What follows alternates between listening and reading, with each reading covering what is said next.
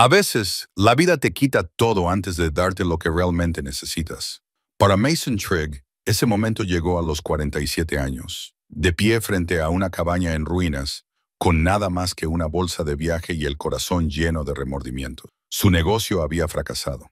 Los cobradores de deudas le habían quitado su casa. La cabaña que había heredado de un tío lejano parecía a punto de derrumbarse. Ventanas rotas, techo combado, musgo trepando por las grietas. Una última broma cruel de una vida que había dejado de tener sentido. Entonces entró y vio nombres tallados en una vieja viga, mensajes que se remontaban a casi un siglo atrás, extraños que habían pasado por allí buscando refugio durante sus propios momentos difíciles. Bajo las tablas del suelo encontró recuerdos cuidadosamente envueltos y escondidos por manos que ya no estaban. ¿Podría este lugar olvidado que una vez salvó a otros convertirse de alguna manera en su segunda oportunidad? Antes de continuar, cuéntanos desde dónde nos ves. Y si quieres más historias como esta, suscríbete.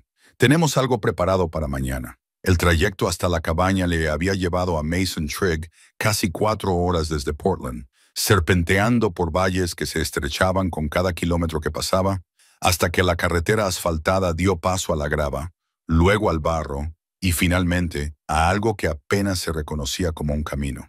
Su camioneta, de 12 años de antigüedad y que protestaba con cada bache, finalmente se rindió a un cuarto de milla de las coordenadas que le había proporcionado el abogado de su tío.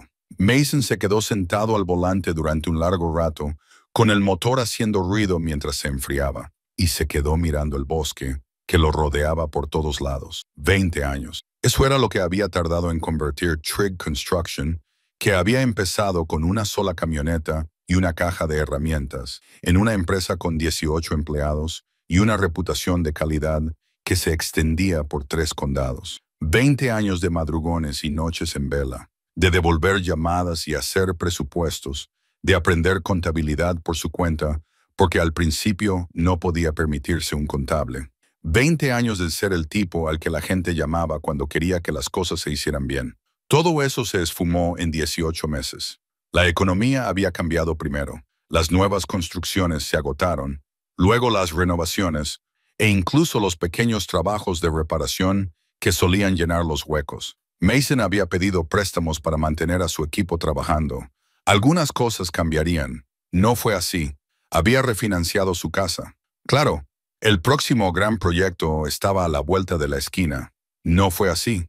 Cuando admitió su derrota, la deuda se había convertido en un ser vivo con dientes, y esos dientes le habían arrebatado todo lo que había construido, incluyendo, de una forma que le dolía más que el dinero, su relación con su hija. Iris tenía ahora 19 años y estaba terminando su primer año en la Universidad Estatal de Portland. Tenía 17 años cuando el negocio empezó a fracasar. La edad suficiente para entender lo que significaba la quiebra.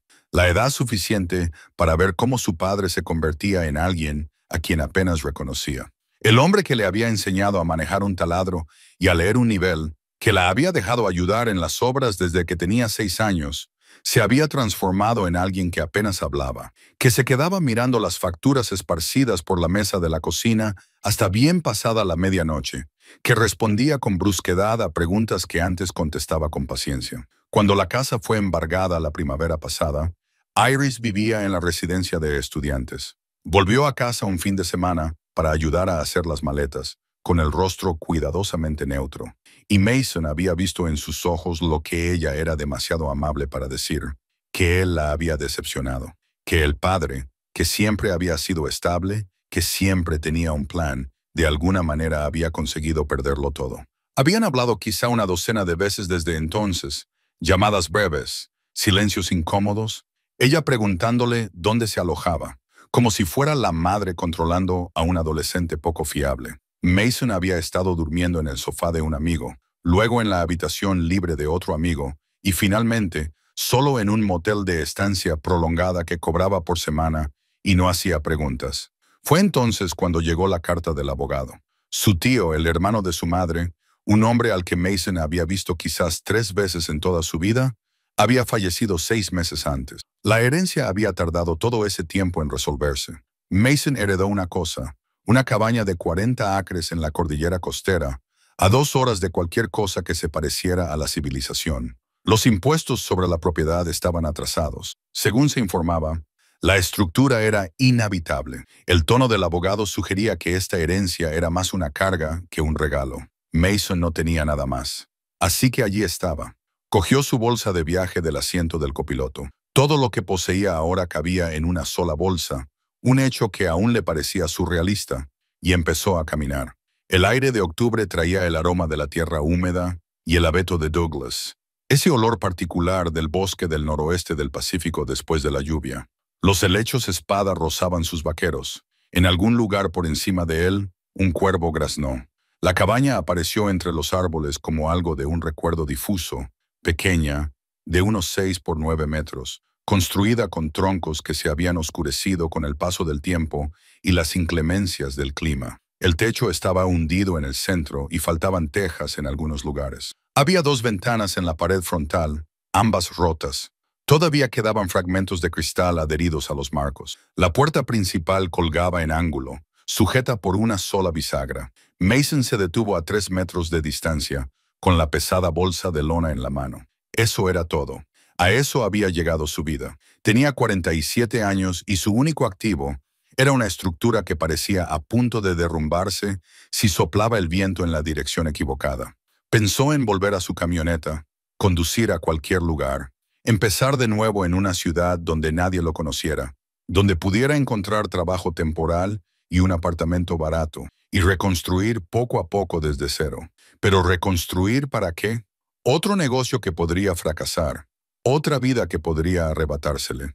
El cuervo volvió a graznar, esta vez más cerca. Mason se acercó a la puerta. Esta crujió cuando la empujó para abrirla, pero aguantó. Dentro, el aire olía a podredumbre, a almizcle animal y a décadas de abandono. Sus ojos se acostumbraron lentamente a la penumbra. La luz de la tarde se filtraba a través de las ventanas rotas, iluminando las motas de polvo que se arremolinaban con su movimiento. El interior era una única habitación grande, con lo que en su día pudo haber sido un pequeño dormitorio separado en la parte trasera. Una chimenea de piedra dominaba una de las paredes, con la chimenea desapareciendo a través del techo dañado. El suelo era una mezcla de tablones de madera y tierra desnuda, donde las tablas se habían podrido. En la esquina había restos y excrementos de mapaches o ardillas. Mason dejó su bolsa de viaje y se quedó de pie en medio de la habitación, con las manos en las caderas, y su ojo de contratista catalogó automáticamente el trabajo necesario. Techo nuevo, ventanas nuevas, vigas del suelo sustituidas, chimenea rejuntada, paredes revisadas para comprobar su integridad estructural, meses de trabajo, suponiendo que tuviera materiales, herramientas y dinero. No tenía nada de eso. Su mirada recorrió el espacio y se detuvo en algo que no había notado al principio.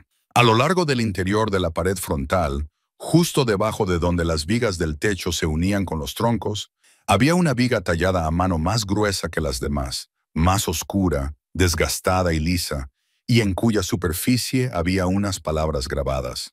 Mason se acercó, entrecerrando los ojos ante la débil luz. Nombres.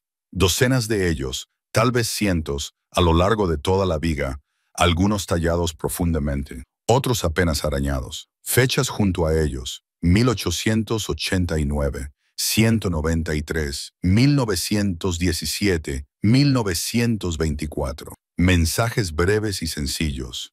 Lo conseguimos. Gracias. Dios bendiga este lugar.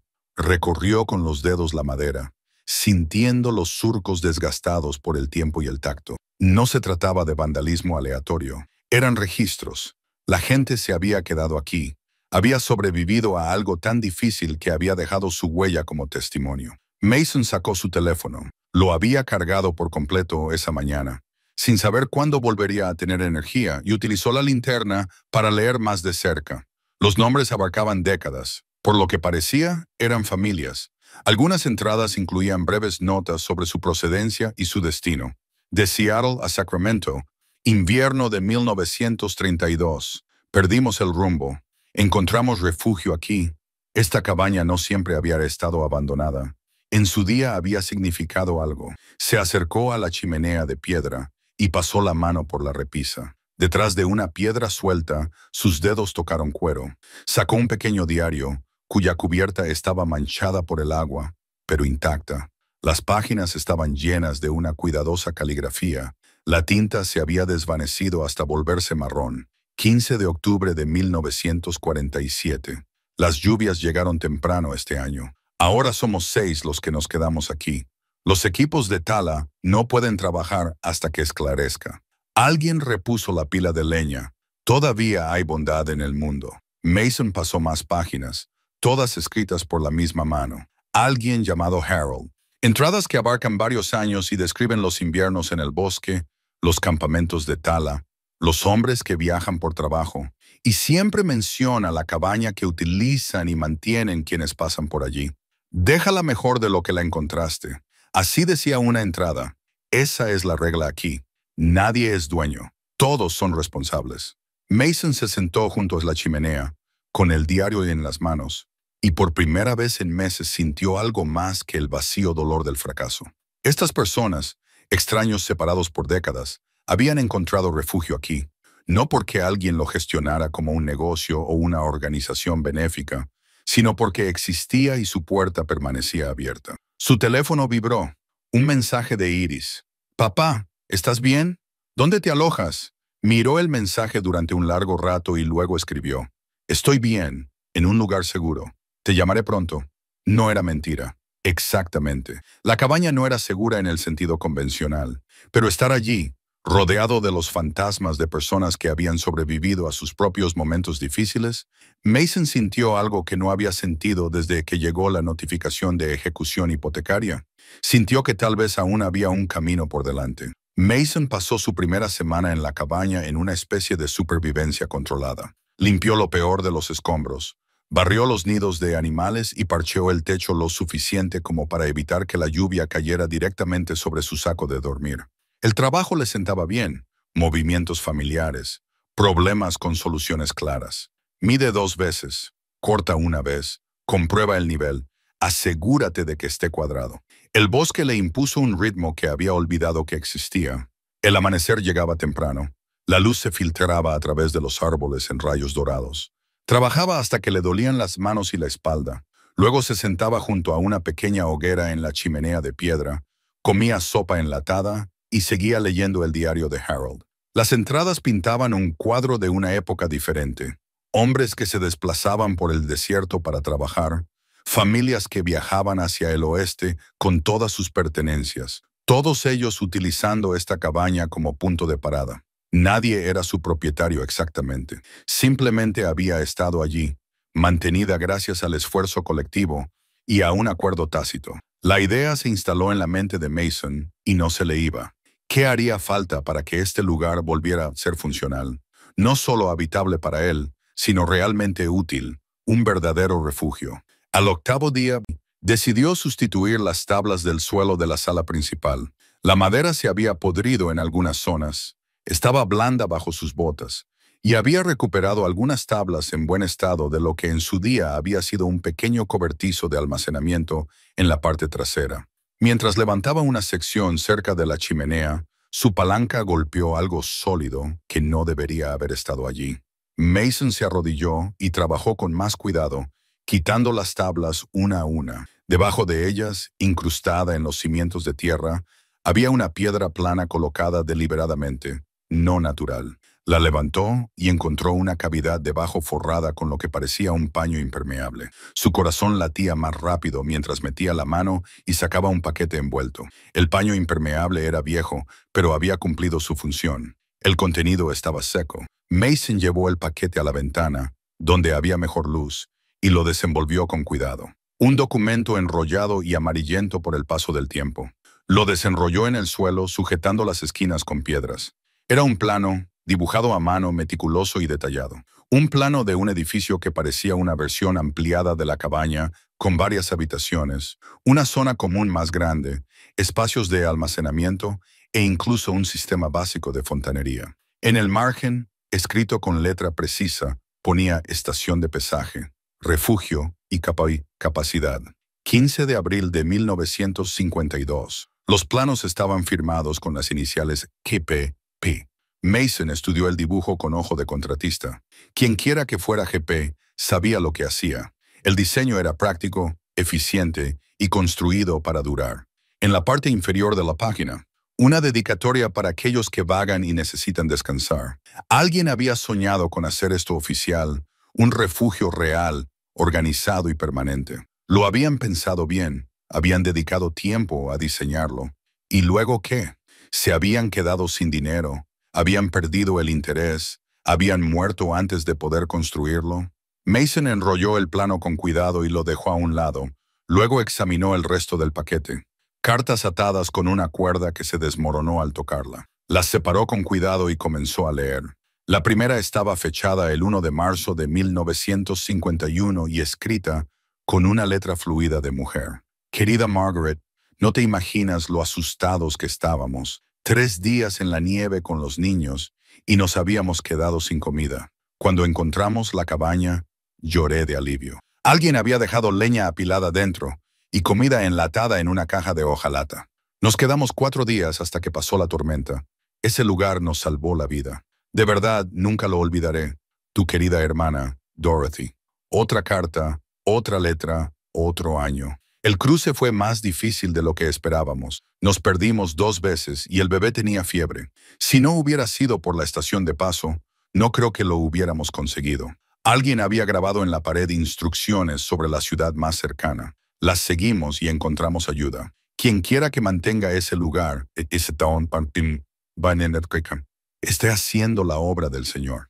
Mason leyó una docena de cartas, todas describiendo la cabaña como un refugio durante viajes difíciles. Entre ellas había fotografías descoloridas, familias frágiles posando frente a la cabaña, un grupo de hombres con ropa de trabajo, niños de pie junto a la puerta, sonriendo a pesar de sus harapos. No eran solo historias, eran personas reales cuyas vidas se habían cruzado con este lugar. En el fondo del paquete, encontró flores prensadas, flores silvestres del bosque circundante, cuidadosamente conservadas entre hojas de papel. Alguien había pensado que valía la pena guardarlas. Valía la pena esconderlas aquí para su custodia. Mason se recostó contra la pared, con el plano en su regazo y las cartas esparcidas a su alrededor.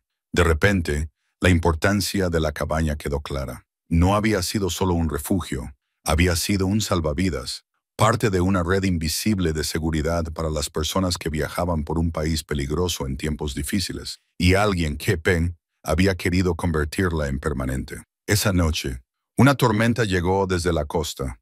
Mason la oyó acercarse, el viento soplando entre los árboles, la temperatura bajando. Había remendado el techo, pero no lo había sellado correctamente. Y cuando empezó a llover, el agua encontró todos los puntos débiles. Goteaba en una docena de lugares. Movió su saco de dormir, colocó ollas y sartenes para recoger el agua, pero la tormenta se intensificó. El viento aullaba a través de los huecos de las paredes. La cabaña temblaba y las vigas crujían. Por primera vez desde su llegada, Mason se preguntó si la estructura aguantaría. Pasó la noche moviéndose entre las goteras, vaciando recipientes, colocando tablas en los lugares donde el viento amenazaba con arrancar el techo por completo. Se le entumecieron las manos por el frío. La lluvia empapó su chaqueta. El fuego de la chimenea se apagó, ahogado por el agua que bajaba por la chimenea. En algún momento, pasada la medianoche, agotado y temblando, Mason se encontró de rodillas clavando una tabla en un hueco cerca de la línea del techo, con la lluvia corriendo por su rostro, y algo cambió dentro de él. No solo estaba protegiendo su propio refugio, estaba protegiendo algo que había protegido a otros. Esta cabaña había resistido cuántas tormentas, cuántos inviernos había aguantado para las familias de esas fotografías, para Dorothy y sus hijos, para Harold y los equipos de leñadores. Resistiría a esa noche porque él no dejaría que cayera. Al amanecer, la tormenta había pasado. Mason se sentó en el escalón de la entrada, empapado y agotado, viendo cómo el vapor se elevaba del suelo del bosque mientras la luz del sol atravesaba las nubes. La cabaña estaba dañada. Sí, ahora tendría semanas de reparaciones adicionales, pero seguía en pie. Su teléfono sonó, sobresaltándolo. La señal era débil allí. Las llamadas eran poco frecuentes. El nombre de Iris apareció en la pantalla. «Hola, cariño», respondió él. «Papá», ella parecía aliviada. «Llevo 2 días intentando llamarte. ¿Estás bien?» Estoy bien. Lo siento. Aquí la señal es mala. Una pausa. ¿Dónde estás exactamente? Mason miró la cabaña, la viga tallada visible a través de la puerta abierta. Heredé un lugar de tu tío abuelo. Es una cabaña en medio del bosque. Una cabaña. Su tono era cuidadosamente neutral. ¿Como un lugar de vacaciones? No exactamente. Intentó encontrar las palabras adecuadas. Es vieja, necesita muchas reformas, pero tiene historia, Iris. Historia real. Gente que conocía a papá. La pregunta quedó en el aire. Por ahora, admitió. Otra pausa. Esta vez más larga. ¿Estás bien? Quiero decir, ¿de verdad estás bien? Mason pensó en el plano, las cartas, los nombres tallados en la viga. Pensó en pasar la noche evitando que una cabaña centenaria se derrumbara por la tormenta, en no tener nada más que esa frágil conexión con gente a la que nunca conocería. No lo sé, dijo con sinceridad, pero estoy trabajando en algo que me parece importante. Vale, dijo ella sin parecer muy convencida. Llámame más a menudo, por favor. Lo haré, lo prometo. Después de colgar, Mason se quedó sentado con el teléfono en la mano, mirando la pantalla en blanco. Su hija pensaba que se estaba perdiendo a sí mismo allí. Quizás era así. O tal vez estaba encontrando algo que nunca había tenido. Un propósito que no tuviera que ver con las ganancias. El éxito o la creación de un negocio que le pudieran quitar. Volvió al interior y desenrolló el plano en el suelo. La visión de G, abandonada y olvidada. Un refugio para 15 personas, bien diseñado y construido para durar. Mason sacó un lápiz y comenzó a tomar notas en los márgenes, actualizó las medidas y buscó materiales modernos que funcionaran mejor. Sus manos se movían con la confianza habitual, esbozando modificaciones, calculando lo que se necesitaría. No tenía dinero para construirlo, ni siquiera tenía ya las herramientas. Las había vendido para pagar a los acreedores. Pero por primera vez en meses volvía a pensar como un contratista, planificando, resolviendo problemas, construyendo algo que realmente podría importar. Mason se despertó a la mañana siguiente con una claridad que no había sentido en años. La tormenta había pasado, dejando el bosque limpio y reluciente. La luz del sol entraba por las ventanas rotas, iluminando las motas de polvo, y el plano seguía extendido en el suelo, donde se había quedado dormido estudiándolo. Necesitaba suministros, herramientas, materiales, y necesitaba comprender a qué se enfrentaba realmente. El trayecto hasta Millbrook duró 90 minutos por sinuosas carreteras forestales. La ciudad era pequeña, de unos 1,500 habitantes, agrupados alrededor de una calle principal con una ferretería, un restaurante, una oficina de correos y poco más. El tipo de lugar donde todos se conocían y los extraños llamaban la atención inmediatamente. Mason aparcó frente a Millbrook Hardware, un edificio desgastado que parecía llevar allí desde 1950. Una campana sonó cuando empujó la puerta. El interior olía a serrín y aceite de motor, pasillos de herramientas, suministros de fontanería, componentes eléctricos, todo organizado con una precisión que delataba décadas del mismo propietario. Detrás del mostrador había un hombre de unos 60 años, delgado y curtido por el sol, leyendo el periódico. Levantó la vista cuando Mason se acercó. ¿Le puedo ayudar? ¿Necesita algo básico? Mason dijo, alquitrán para techos, tornillos para madera, un par de martillos y una sierra de mano, si tiene una decente. El hombre lo estudió por un momento y luego asintió con la cabeza hacia los pasillos. Los materiales para techos están atrás a la izquierda. Las herramientas manuales, a lo largo de la pared derecha. ¿Está trabajando en algo por aquí? La vieja cabaña que está arriba de Forest Service Road 12, dijo Mason. La heredé de mi tío. El hombre levantó las cejas. La estación de pesaje. Mason sintió un nudo en el pecho. Lo conoce. Lo conozco. El hombre salió de detrás del mostrador y le tendió la mano. Hugh Calloway. Mi abuelo solía hablar de ese lugar. Decía que le salvó la vida una vez, durante la depresión. Estaba viajando en busca de trabajo. Se vio atrapado en una tormenta de nieve. Encontró la cabaña y se refugió en ella durante 3 días. Mason le estrechó la mano. Mason Trigg, su tío. Sería la familia Brennan. Es otra rama. El hermano de mi madre. Apenas lo conocía. Hugh asintió lentamente. Bueno, esa cabaña tiene fama. Muchos veteranos de por aquí tienen historias sobre ella. La gente sabía que, si te metías en problemas por ahí, Debías dirigirte a la estación.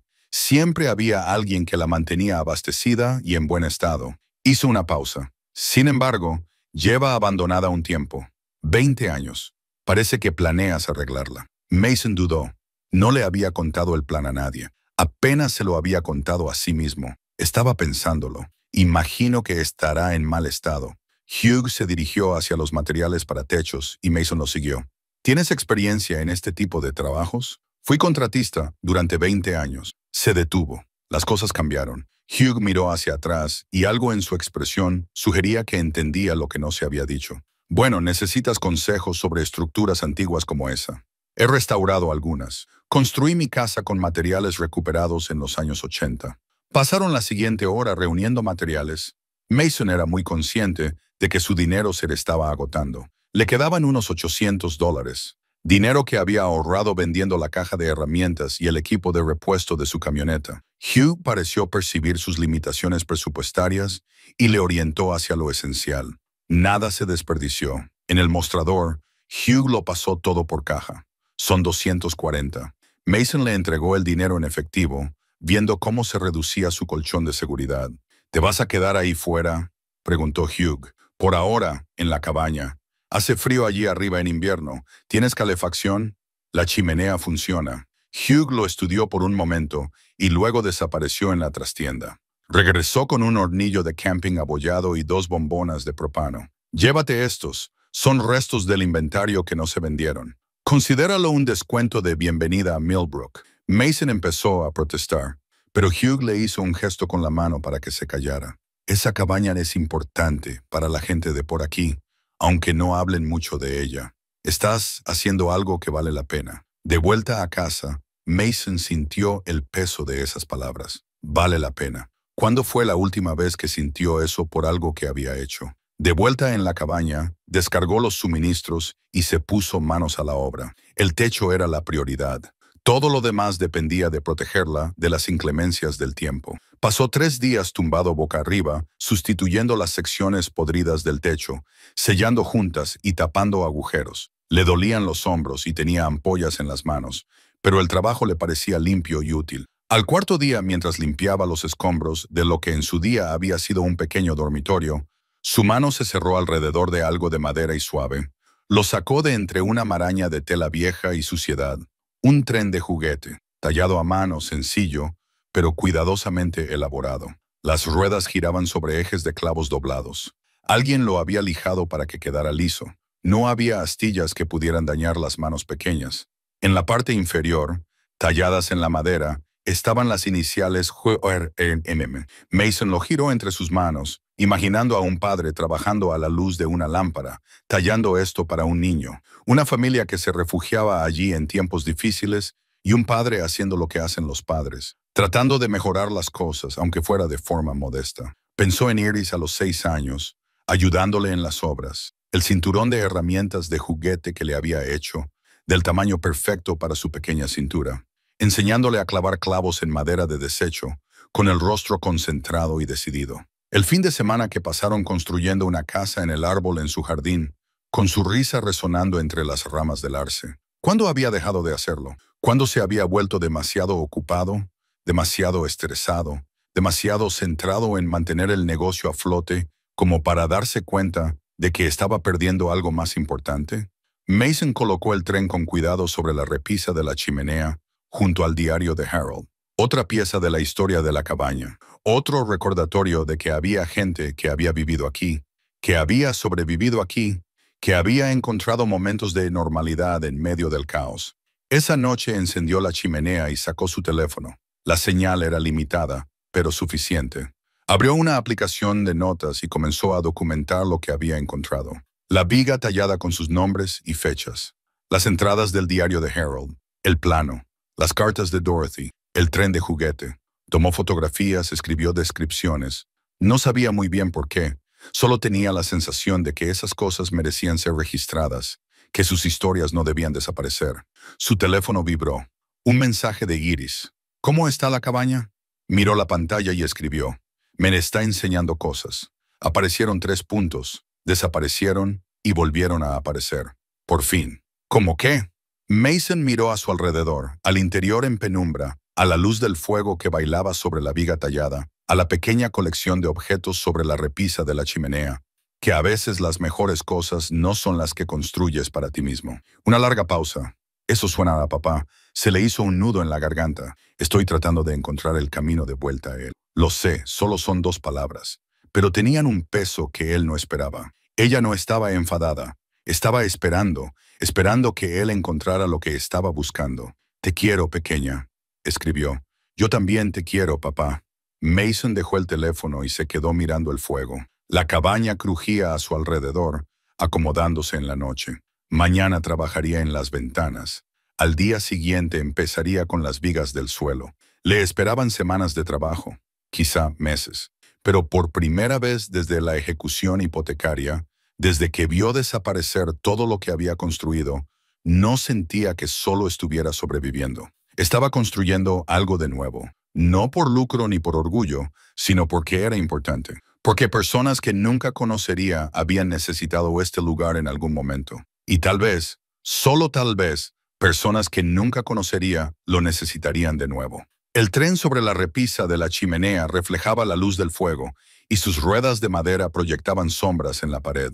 Alguien se había preocupado lo suficiente como para fabricarlo, para crear algo pequeño y hermoso para un niño en medio de las dificultades. Mason podía hacer lo mismo, no con juguetes, sino con el trabajo que mejor conocía. Podía hacer que este lugar perdurara otros 100 años. Noviembre llegó con una lluvia fría que caía a cántaros, convirtiendo el suelo del bosque en barro y haciendo casi imposible el camino de tierra que llevaba a su cabaña. Mason siguió trabajando, impulsado por un ritmo que casi había olvidado.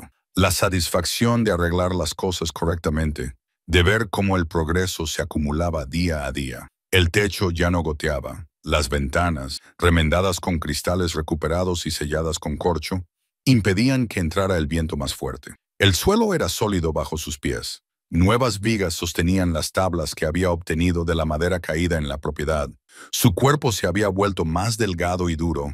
Sus manos estaban siempre frías, pero firmes. Estaba reparando los cimientos del porche delantero cuando sus dedos rozaron metal en la tierra. Mason excavó con cuidado a su alrededor, esperando encontrar un clavo o una bisagra vieja, y en su lugar sacó un par de placas de identificación militares en una cadena de cuentas. El metal estaba deslustrado, pero se podía leer. Crane Philip J. Grupo sanguíneo. O positivo. Número de serie, preferencia religiosa protestante. A la cadena había un pequeño trozo de papel doblado y sellado en lo que parecía una vieja bolsa de sándwich, en un intento de alguien por impermeabilizarlo. Mason abrió la bolsa con cuidado y desdobló la nota. La letra era temblorosa, pero deliberada. Llegué a casa. Gracias. Eso era todo. Sin fecha, sin explicación. Pero las placas identificativas contaban su propia historia. Por el formato del número de serie, eran de la época de Vietnam. Alguien llamado Philip Crane había venido aquí después de la guerra. Dejó sus placas y este mensaje. Mason se sentó sobre sus talones, con las placas en la palma de la mano. Esa noche, utilizando la débil señal del móvil, buscó en Internet. Le llevó 1 hora de paciente investigación, pero encontró una esquela. Philip J. Crane murió en 2003 a los 57 años. Le sobrevivieron su esposa, 3 hijos y 6 nietos. Veterano, maquinista, activo en su iglesia. Philip lo había conseguido. Fuera lo que le había llevado a esta cabaña, fuera lo que fuera de lo que huía o intentaba sobrevivir, lo había superado. Había construido una vida y tenía una familia. Mason añadió las placas de identificación a la creciente colección que tenía en la repisa de la chimenea. Cada artefacto se estaba convirtiendo en una prueba fehaciente de que la gente podía empezar de nuevo. Podía sobrevivir a lo que parecía insuperable. A la tarde siguiente oyó pasos en el camino. Se enderezó desde donde había estado trabajando en los escalones del porche, con el martillo en la mano, y vio acercarse a una mujer de unos 60 años. Llevaba ropa de senderismo y un bastón, y su cabello gris estaba recogido en un práctico moño. «Hola», saludó. «Espero no estar entrando sin permiso». «No se preocupe», dijo Mason dejando el martillo. «Los senderos están abiertos a todo el mundo», dijo ella mientras subía los nuevos escalones del porche, probándolos con su peso. «¿Son sólidos? ¿Está haciendo usted mismo el trabajo?» Soy Mason Trigg. Le tendió la mano. Greta Paulson. Su apretón fue firme. Estaba haciendo senderismo por la cresta y me desorienté. Vi humo saliendo de su chimenea y pensé en pedirle indicaciones. Mason le indicó cómo llegar al inicio del sendero principal y ella le dio las gracias, pero se quedó mirando la cabaña con una expresión que él no supo descifrar. He oído hablar de este lugar, dijo finalmente. Latimer es la antigua estación de servicio. No creía que nadie la mantuviera ya. No lo hacían. Estoy intentando cambiar eso. Greta se acercó a la puerta y miró dentro. Mason la había dejado abierta para ventilar el interior. Podía ver la viga tallada y los objetos decorativos sobre la repisa de la chimenea. ¿Puedo?, preguntó. Mason asintió y ella entró. Él la siguió, observando cómo contemplaba el espacio, el suelo restaurado, la chimenea funcional y la cuidadosa conservación de la vieja viga. Mi padre me habló de este lugar, dijo Greta en voz baja. Trabajó en los campamentos madereros en los años 50. Dijo que la estación de paso salvó más de unas pocas vidas en aquella época. Los hombres se lesionaban, se perdían, quedaban atrapados en el clima y no sabían si podían dirigirse aquí. Tocó la viga tallada con delicadeza. Siempre decía que era la prueba de que las personas podían ser buenas unas con otras, incluso en tiempos difíciles. ¿Dejó su nombre aquí? No lo sé. Murió antes de que se me ocurriera preguntárselo. Ella estudió los grabados, pasando el dedo por la madera desgastada, pero él lo recordaba. Hablaba de ello hasta el final. Permanecieron en un cómodo silencio durante un momento. Entonces Greta se volvió hacia él. Lo que estás haciendo es importante. Ya no hay mucha gente que conozca este lugar, pero los que lo conocen recuerdan lo que significaba. Después de que ella se marchara, Mason se quedó en el porche, viéndola desaparecer por el sendero. Sus palabras se le quedaron grabadas como los postes de cimentación que acababa de colocar. Ya no se trataba solo de él, si es que alguna vez lo había sido. La cabaña existía en la memoria de la gente, en sus historias familiares. Formaba parte de algo más grande que el intento de un hombre por reconstruir su vida. Esa noche, sonó su teléfono. El nombre de Iris. Hola, cariño, soy papá. Su voz sonaba tensa. Necesito hablar contigo sobre algo. Mason sintió un nudo en el pecho. ¿Qué pasa? Estoy pensando en dejar la universidad solo por un semestre, quizá más tiempo. Se sentó pesadamente en el escalón del porche. ¿Por qué? No sé qué estoy haciendo aquí. Todos los demás parecen tan seguros de su camino, y yo me siento perdida. Las clases no tienen sentido. Estoy gastando todo este dinero, pidiendo préstamos, y ni siquiera sé para qué. Mason oyó su propio fracaso resonando en las palabras de ella. Ella lo había visto construir algo durante 20 años solo para perderlo todo. Por supuesto, ella cuestionaba el sentido de trabajar por algo que podía desaparecer. Iris, escucha. Sé lo que vas a decir, que debo aguantar, que las cosas mejorarán, que necesito un título. Su voz se quebró ligeramente. Pero has trabajado muy duro, papá. Lo has hecho todo bien y no ha servido de nada. Las palabras le golpearon como un golpe físico. Ella tenía razón y ambos lo sabían. Tienes razón, dijo en voz baja. Hice todo lo que debía hacer, y aún así lo perdí todo. Silencio en la línea. Pero eso no significa que debas rendirte, continuó. Significa que debes descubrir lo que realmente importa. Lo que estás construyendo no te lo pueden quitar. ¿Cómo qué? Mason miró la cabaña, la cálida luz que se derramaba por las ventanas, el humo que se elevaba desde la chimenea hacia el cielo oscurecido, como ser alguien en quien la gente puede confiar, como hacer un trabajo que ayude a los demás, no solo a ti mismo, como construir algo que perdure más allá de ti. Suena bien, papá, pero no paga las facturas. No, admitió que no, pero tampoco lo hace abandonar cuando casi has terminado tu primer año. Oyó su respiración al otro lado del teléfono. ¿Puedo ir a visitarte?, preguntó ella finalmente. Durante las vacaciones, quiero ver esa cabaña de la que no paras de hablar. A Mason se le hizo un nudo en la garganta. Me encantaría. No es lujosa, pero no necesito lujos. Solo quiero entender lo que estás haciendo allí. Después de colgar, Mason se sentó en el porche hasta que oscureció por completo, observando cómo las estrellas aparecían a través de los huecos en el dosel del bosque. Iris estaba luchando, cuestionándose todo, sintiéndose perdida. Él lo entendía mejor de lo que quería admitir, pero ella había pedido visitarlo. Quería entender. Eso era algo. Quizás no mucho, Pero algo. Dentro añadió las placas de identificación de Philip a la repisa de la chimenea, junto al diario de Harold y el tren tallado. Ahora eran 3 artefactos, 3 historias de supervivencia y continuidad. Personas que habían estado donde él estaba, que habían encontrado su camino. La cabaña guardaba sus historias y poco a poco, con cuidado, también empezaba a guardar la suya. El invierno se instaló en el bosque con fuerza, trayendo nieve que amortiguaba los sonidos y convertía el mundo en algo tranquilo y paciente.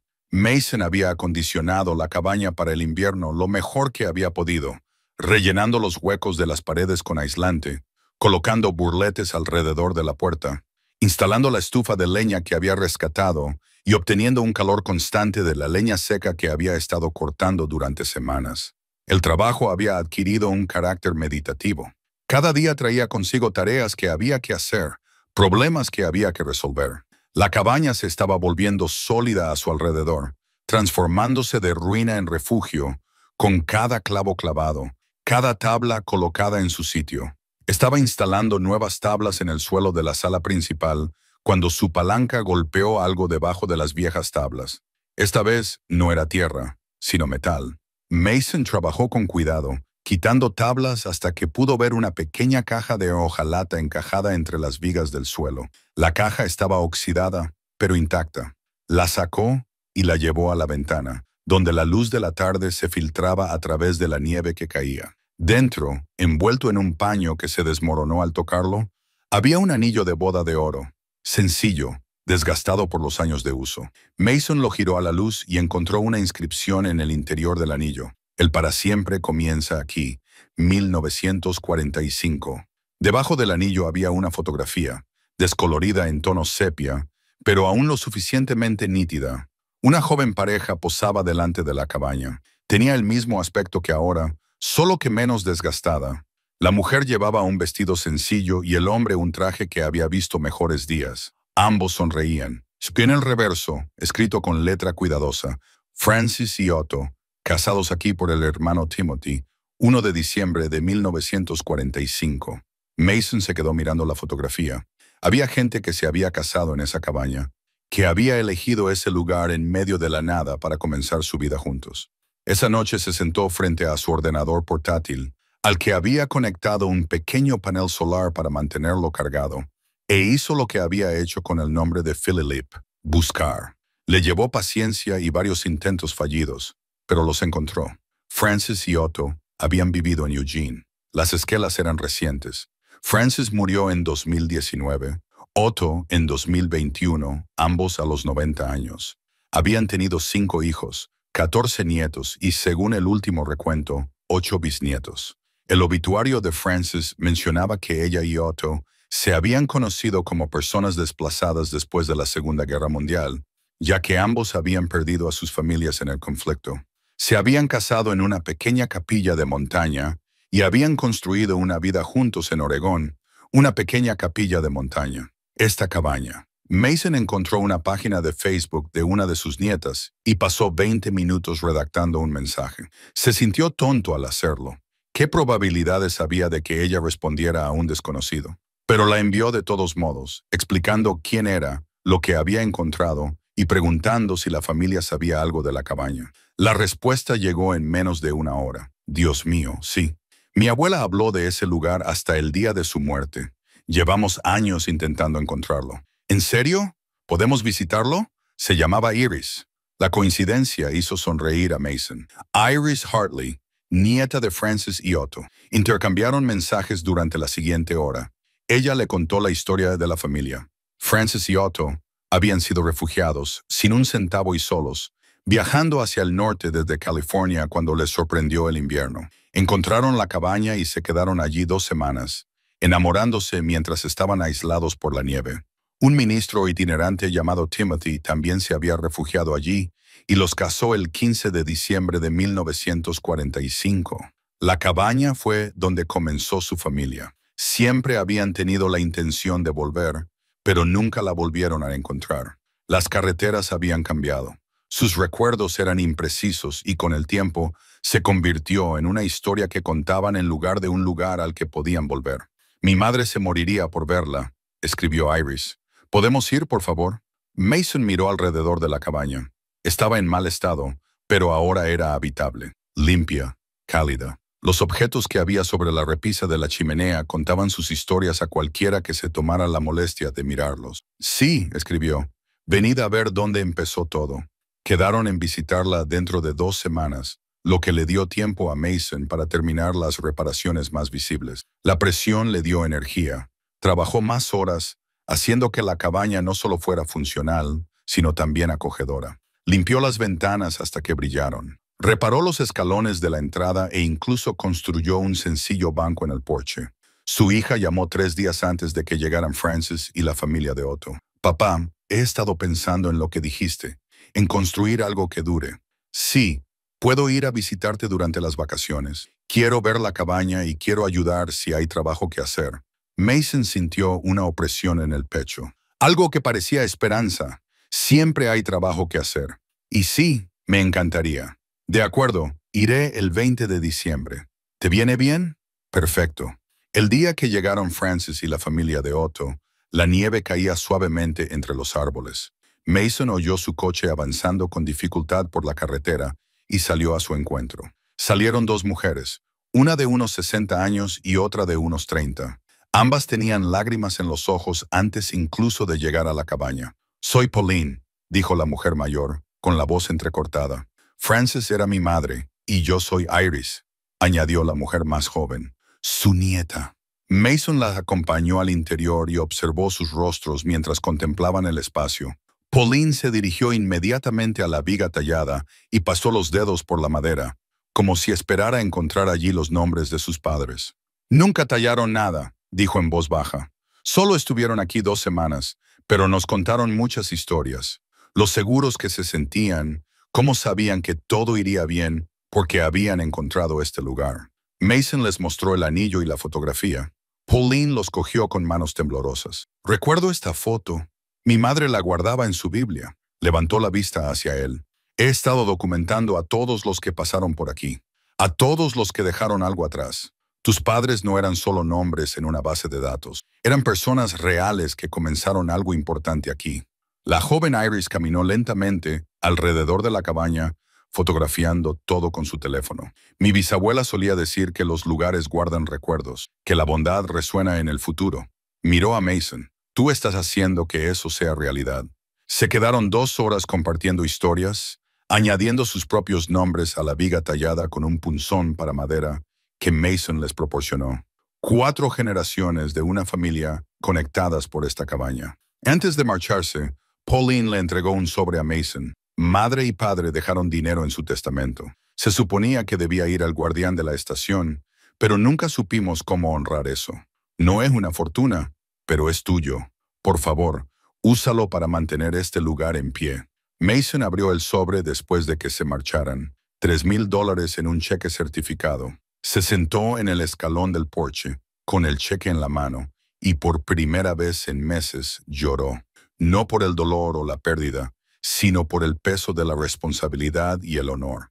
Estas personas le habían confiado algo precioso, su historia, su gratitud. No les defraudaría. Esa noche, llamó por videoconferencia a Iris. Cuando ella respondió, giró la cámara para mostrarle la cabaña, los artefactos, la viga tallada con sus últimas inscripciones. «Esto es lo que estoy haciendo», le dijo. «Por eso es importante». Ella se quedó callada durante un largo rato. «Ahora lo entiendo, papá. De verdad. El dinero de la familia de Francis y Otto lo cambió todo. No en términos de lujo. Mason seguía durmiendo en un saco de dormir y cocinando en el hornillo de camping que le había regalado Hugh, sino en términos de posibilidades. Ahora podía comprar materiales adecuados y arreglar las cosas como es debido, en lugar de apañárselas. Volvió a Millbrook Hardware con una lista de verdad. Hugh la revisó y asintió con aprobación. «Ahora lo estás haciendo bien», observó Hugh. Tratando de Mason dudó y luego añadió.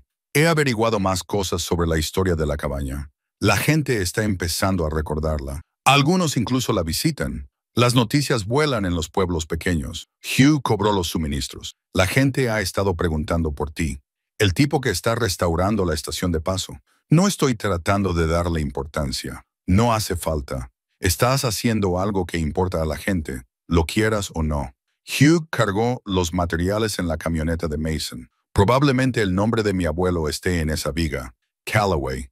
Si lo ves, avísame. Mason lo encontró esa noche, tallado con letras temblorosas cerca del extremo oeste. Callaway.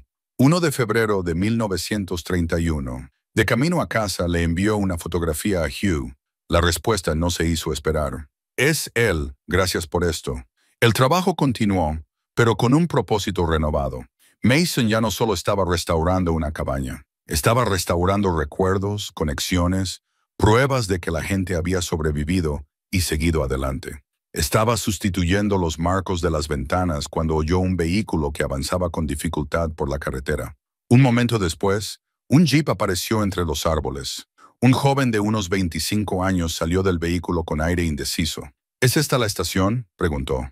Mason dejó sus herramientas. Sí, ¿puedo ayudarle? El joven se acercó lentamente, con las manos metidas en los bolsillos. Soy excursionista, corredor de montaña en realidad. He estado explorando las antiguas rutas por aquí y algunos lugareños de Millbrook me han hablado de este lugar. Dijeron que alguien lo estaba arreglando. Ese soy yo, Mason Trigg. Kyle Sutton. Se dieron la mano. Escucha, sé que probablemente sea propiedad privada, pero es cierto que este lugar solía estar abierto a los viajeros. Fue hace mucho tiempo. Kyle miró la cabaña con auténtico interés. Es increíble. La mayoría de las antiguas estaciones de paso han desaparecido, derribadas o derrumbadas. Sacó su teléfono. Tengo un blog sobre los senderos del noroeste del Pacífico, raíces históricas, caminos perdidos, ese tipo de cosas. ¿Te importaría si escribo sobre este lugar? Mason dudó. Una parte de él quería mantener la cabaña en secreto, privada, pero otra parte, la que se había fortalecido desde que Pauline y Iris la visitaron, sabía que ocultarla no servía a nadie. ¿Qué escribirías? La historia, lo que fue, lo que significó para la gente, lo que estás haciendo para salvarla. El entusiasmo de Kyle era genuino. Lugares como este son importantes. Forman parte de nuestro patrimonio regional. Pasaron una hora hablando. Mason le mostró los artefactos, la viga tallada, y le explicó lo que había aprendido sobre el pasado de la cabaña. Kyle lo fotografió todo con respetuoso cuidado. Esto es extraordinario, dijo Kyle. ¿Te importa si comparto tu información de contacto?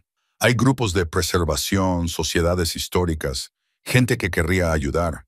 No busco ayuda, quizás no, pero este lugar merece ser recordado. Después de que Kyle se fuera, Mason se quedó sentado con la incertidumbre de lo que había puesto en marcha. La cabaña había sido su refugio, su proyecto privado. Ahora otros se estaban enterando de su existencia y querían formar parte de él. Sonó su teléfono. Era Iris. Hola, papá. He estado pensando en las vacaciones de invierno. ¿Sigues pensando en venir a visitarme? Sí, pero quería preguntarte si te parece bien que traiga a un par de amigos. ¿Les interesa lo que estás haciendo? Uno de ellos estudia conservación medioambiental y el otro arquitectura. Quieren ver trabajos de restauración histórica. Mason sonrió a pesar suyo. La cabaña no es lujosa, Iris, es rústica en el mejor de los casos. A ellos no les importa el lujo, les importa lo auténtico. Entonces, sí, tráelos. 3 días después, se publicó la entrada del blog de Kyle. Mason no la vio al principio. Su conexión a Internet era esporádica, pero supo que algo había pasado cuando su teléfono empezó a vibrar con correos electrónicos y mensajes. La entrada estaba muy bien escrita, entrelazando la historia de la cabaña con fotografías de los artefactos y el trabajo de restauración de Mason. Kyle la había titulado La estación de paso, cómo un hombre está restaurando un siglo de refugio. Llegaron muchos comentarios. La gente compartía sus propias historias sobre la cabaña o lugares similares. Los descendientes de leñadores y viajeros se ponían en contacto para preguntar si los nombres de sus antepasados estaban en la viga. Las sociedades históricas ofrecían documentación y apoyo. Era abrumador. Esa noche, mientras revisaba los mensajes, Mason encontró uno de una abogada llamada Catherine Voss. Señor Trigg, he leído con gran interés sobre su trabajo de restauración. Me especializo en leyes de preservación histórica. Me gustaría discutir el estatus legal de su propiedad. Es posible que haya protecciones disponibles que usted debería conocer. La consulta es gratuita. Este es el tipo de trabajo que hago porque creo en él. Mason la llamó a la mañana siguiente. Catherine fue directa y conocedora del tema. Cuénteme sobre la escritura de la propiedad, dijo. ¿Quién es el propietario técnico de esta tierra? La heredé de mi tío. Él la heredó de otra persona, creo. No he investigado toda la cadena de propiedad.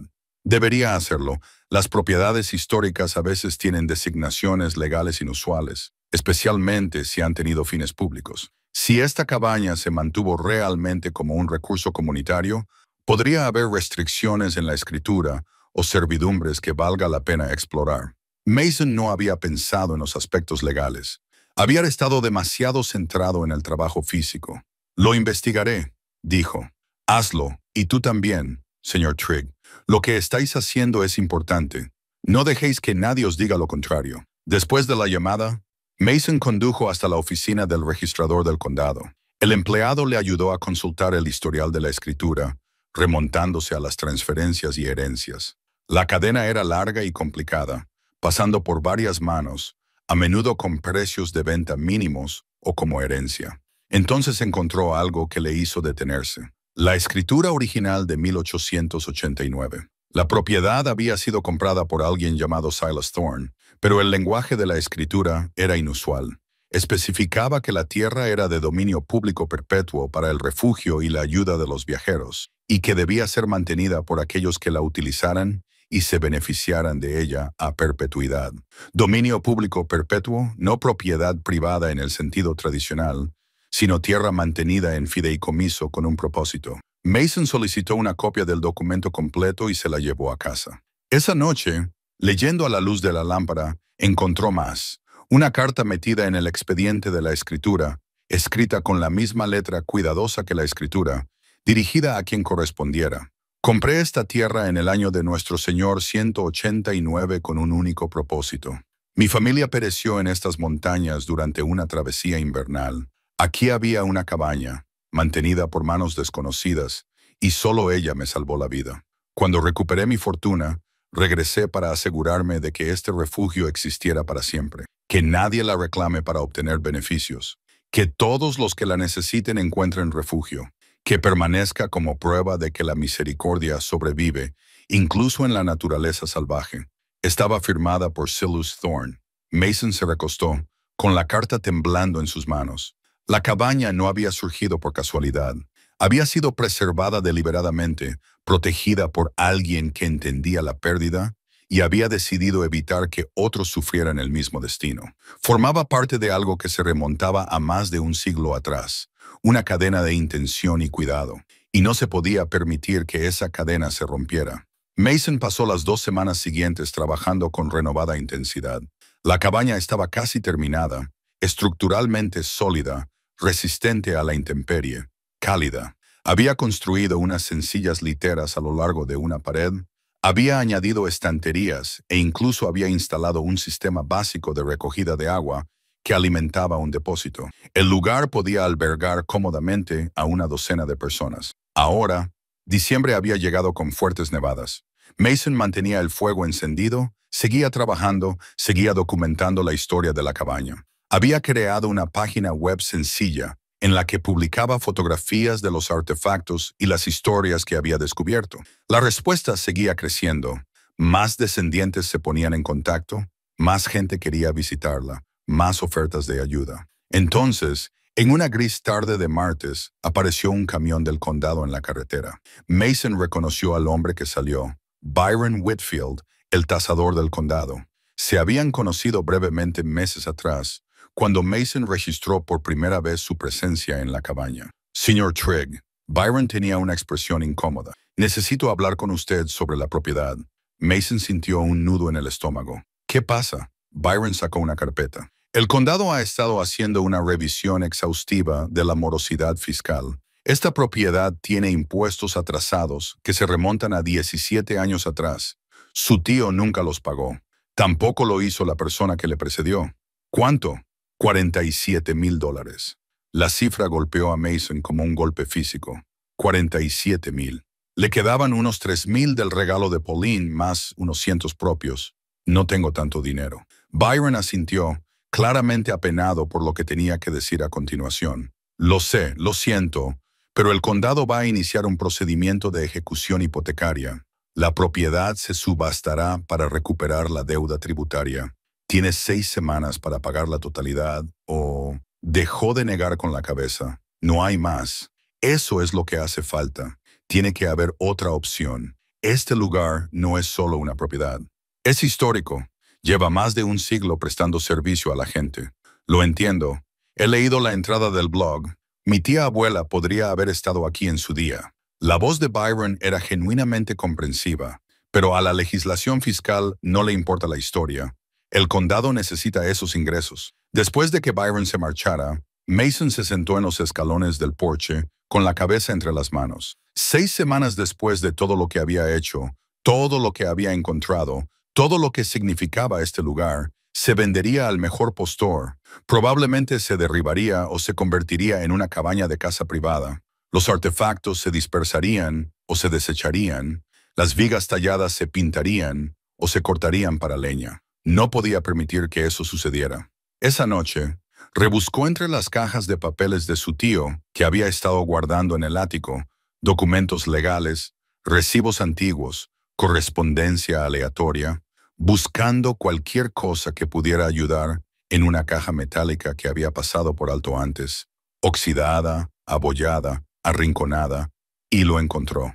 La escritura original de la propiedad, no una copia, sino el documento auténtico de 1889, en papel grueso amarillento por el paso del tiempo. El lenguaje era formal, rebuscado, pero claro. Que todos sepan por la presente que esta parcela de tierra, de más o menos 40 acres, situada en la cordillera costera del territorio de Oregón, se cede por la presente para ser mantenida en perpetuo uso común para el refugio y la ayuda de los viajeros necesitados, para ser mantenida por aquellos que la utilicen y se beneficien de ella a perpetuidad, y no estará sujeta a la propiedad privada con fines de lucro o exclusión. Uso común perpetuo, no sujeto a la propiedad privada. Junto con la escritura había una carta que había leído antes, de Silas Thorne, en la que explicaba su propósito. Pero había más cosas en la caja. Documentos adicionales, un expediente legal de 1891, en el que se registraba la propiedad ante el gobierno territorial con una designación especial, cartas de varios funcionarios en las que se reconocía el carácter único de la tierra. A la mañana siguiente, Mason llevó todo a Catherine Voss. Ella extendió los documentos sobre la mesa de reuniones, los leyó con atención y tomó notas. Cuando levantó la vista, su expresión era cautelosamente esperanzada. Esto es legítimo. La designación de bien común perpetuo era poco común, pero legal según la legislación territorial. La condición del estado de Oregón no anulaba automáticamente estas designaciones. Se mantuvieron por derecho adquirido. Entonces, ¿qué significa eso? Significa que técnicamente la propiedad no es un terreno privado. Es un fideicomiso público dedicado a un fin específico. Dio un golpecito a la escritura. La pregunta es si eso la protege de la venta por impuestos. ¿Es así? Catherine se recostó en su silla. Sinceramente no lo sé. Es un terreno oscuro. El condado podría argumentar que el abandono anuló la designación o que la legislación fiscal moderna sustituye a las disposiciones territoriales. Tendríamos que argumentar legalmente que la cabaña sigue cumpliendo su propósito original. Lo hace. He tenido visitantes, gente que la utiliza como refugio. La mantengo exactamente como Silas quería. Entonces tenemos un caso. No es un caso garantizado, pero es un caso. Ella lo miró a los ojos. Pero Mason, para que esto funcione, tendrás que hacerlo público. Muy público. Tendríamos que mostrar el apoyo de la comunidad. Demostrar que la cabaña sigue siendo importante. Probar que sigue cumpliendo activamente su función histórica. Mason pensó en los meses tranquilos que había pasado allí, el trabajo solitario, la curación privada. Hacerlo público significaba atención, escrutinio, presión. Si no lo hago, lo perderé de todos modos. Sí, asintió lentamente. Entonces hagámoslo. Catherine comenzó a redactar objeciones legales a la venta por impuestos. Mason se puso en contacto con Kyle, el bloguero, y le pidió que escribiera un artículo de seguimiento sobre la amenaza legal. Publicó en la página web de la cabaña explicando la situación. La respuesta fue inmediata y abrumadora. Los periódicos locales se hicieron eco de la noticia y luego los regionales. El Oregonian publicó un reportaje titulado "Una histórica estación de servicio se enfrenta a una subasta tras un siglo de servicio". La gente comenzó a aparecer. Historiadores, conservacionistas, descendientes de quienes habían utilizado la cabaña. Una mujer de unos 80 años llegó con un andador queriendo ver dónde se había refugiado su padre durante la Gran Depresión. Un veterano trajo a su grupo de apoyo de la Administración de Veteranos y explicó que este era el tipo de lugar que le había salvado después de regresar a casa. Mason lo documentó todo, recopilando testimonios, tomando fotografías y reuniendo pruebas de que la cabaña seguía siendo importante. Hugh organizó una reunión municipal en Millbrook.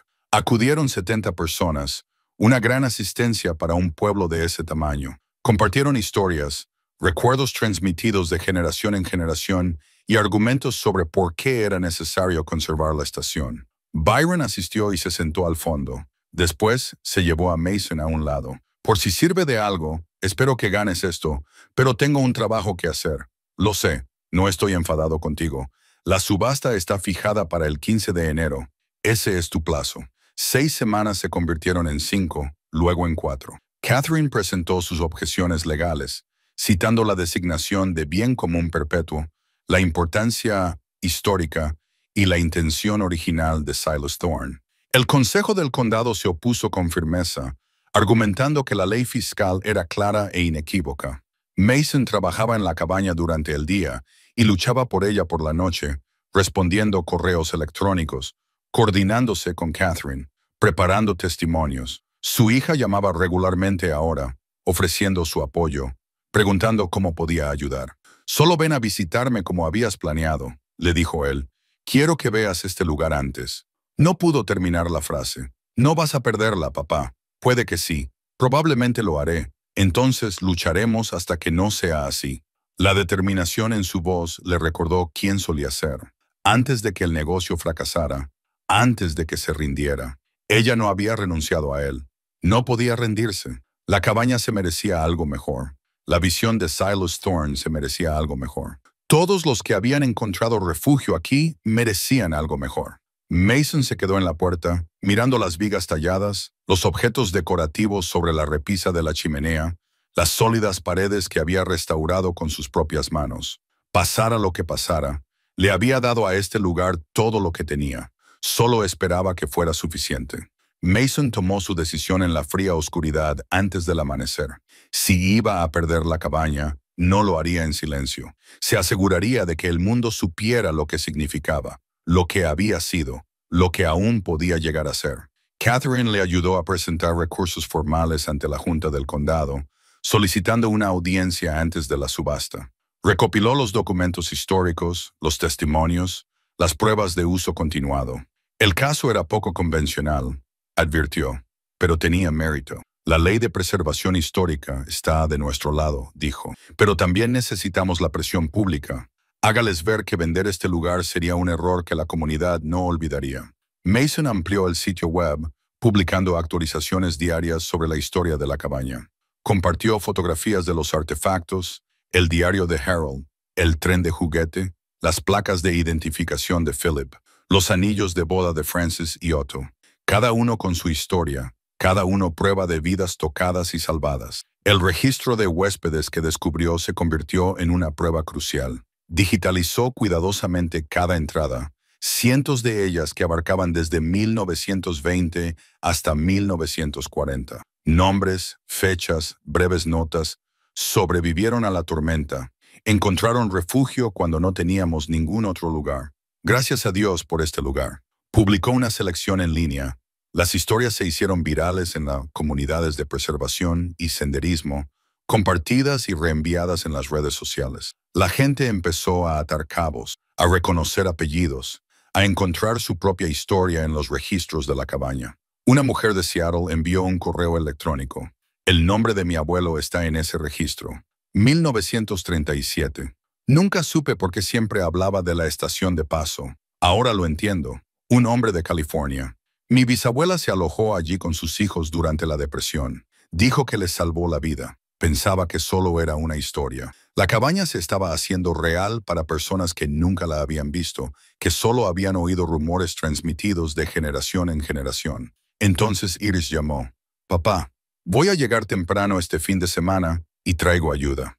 Llegó el sábado por la mañana con dos amigos, una joven llamada Chloe, que estudiaba conservación medioambiental, y un joven llamado Zach, que se especializaba en arquitectura. Salieron del coche de Iris con sacos de dormir, equipo de acampada y un entusiasmo que le oprimía el pecho a Mason. «Enséñanoslo todo», dijo Iris, y él lo hizo.